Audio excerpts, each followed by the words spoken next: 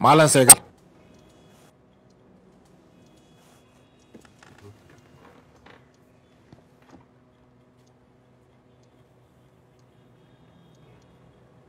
A'a.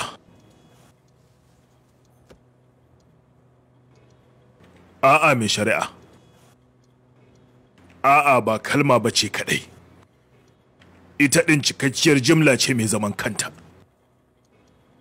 Wacce ta kasance. Ko kaɗan. Ba ta buƙatar wani dogon ƙarin bayani. Ko kuma wani ƙarin haske. A'a a sauƙaƙe shi ne a'a. Mai shari'a wacce nake wakilta ta ce a'a.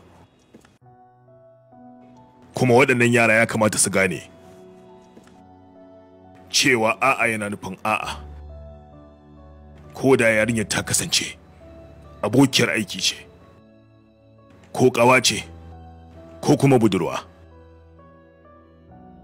Kai koma a ce mai sai da jikinta ce. Hatta ma matar da kake aure. A'a yana nufin a'a. Yayin da kowaye kuma ya faɗi haka, sai ka dakata.